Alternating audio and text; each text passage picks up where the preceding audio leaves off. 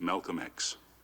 I think a lot of people are confused by the new Arabic name, El-Hajj Malik El-Shabazz. I've always had the name on my passport, Malik El-Shabazz, only I only used it in the Muslim world. Well, Hajj is a title that is given to any Muslim who makes the pilgrimage to Mecca during the official Hajj season. Well, will you now use Shabazz and drop X? I'll probably continue to use Malcolm X and I'll probably use it as long as the situation that produced it exists. You don't feel that Shabazz takes the place of X? My going to Mecca and going into the Muslim world, into the African world, and being recognized and accepted as a Muslim and as a brother may solve the problem for me personally. But I personally feel that my personal problem is never solved as long as the problem is not solved for all of our people in this country. So I remain Malcolm X as long as there is a need to protest and struggle and fight against the injustices that our people are involved in this country. Are you prepared to go into the United Nations at this point and ask that charges be brought against the United States for its treatment of American Negroes? Oh, yes. Oh, yes, please. I think you're right in my chairman. The audience will have to be quiet. Yes, as I pointed out when I was during my traveling, that African nations and Asian nations and Latin American nations look very hypocritical when they stand up in the United Nations condemning the racist practices of South Africa and that which is practiced by Portugal and Angola, and saying nothing in the UN about the racist practices that are manifest every day against Negroes in this society. Even in South Africa, those Africans aren't faced with bayonets and aren't faced with police dogs. I would be not a man. If I was in a position to bring it in front of the United Nations and didn't do so, I wouldn't be a man. Malcolm, do you intend to lead the charge in the United Nations? Well, I find that to say you're going to lead something creates a lot of hostility, division, jealousy, and envy.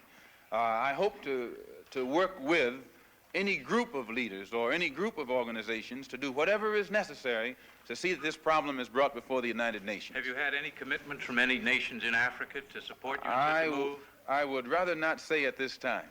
But one thing I found in my travels, all of them look upon us as their long-lost brother. You realize the implication is that you have had such commitments when you say... This is your interpretation of what I said. One thing that I found in all of my travels was that all of the Africans, not only the Africans, but the Asians and the Muslims, look upon us as their long-lost brothers. And America had actually tricked many of them into a hands-off policy by giving them the impression that she was honestly trying to do something to solve the problem.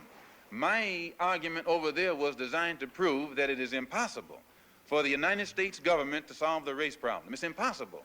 Malcolm, on your trip abroad, you said you sensed a feeling of great brotherhood and that conceivably you would be working toward integration in this country now. At least this is what you're reported to have said. Have you any comment on it? I don't think that I ever mentioned anything about working toward integration. They haven't even got integration right here in New York City. You have worse integration problems in the North than they have in the South. So if it doesn't work if you can't bring about integration in New York City as international, cosmopolitan, up-to-date as it's supposed to be, you will never get integration anywhere else in the country. Are you prepared to work with some of the leaders of the other civil rights organizations? Certainly, certainly. We will work with any groups, organizations, or leaders in any way, as long as it's genuinely designed to get results. Does your new beard have any religious significance? No, not particularly, but I do think that you'll find black people in America, as they strive to throw off the shackles of mental colonialism, will also probably reflect an effort to throw off the shackles of cultural colonialism. And they may begin to reflect desires of their own, with standards of their own. Malcolm, your more controversial remarks was a call for black people to get rifles and form rifle clubs sometime back. Do you still favor that for self-defense? I don't see why that should be controversial. I think that if white people found themselves the victim of the same kind of brutality that black people in this country face, and they saw that the government was either unwilling or unable to protect them, that the intelligence on the part of the whites would make them get some rifles and shotguns and protect themselves. Now, Negroes are developing some kind of intellectual maturity too, and they can see that having waited upon the government to protect them has been a wait that has been in vain. So any of them who live in areas where the government is not able to do its job, then we do have to get together and do a job of protecting ourselves. No Negro leaders have fought for civil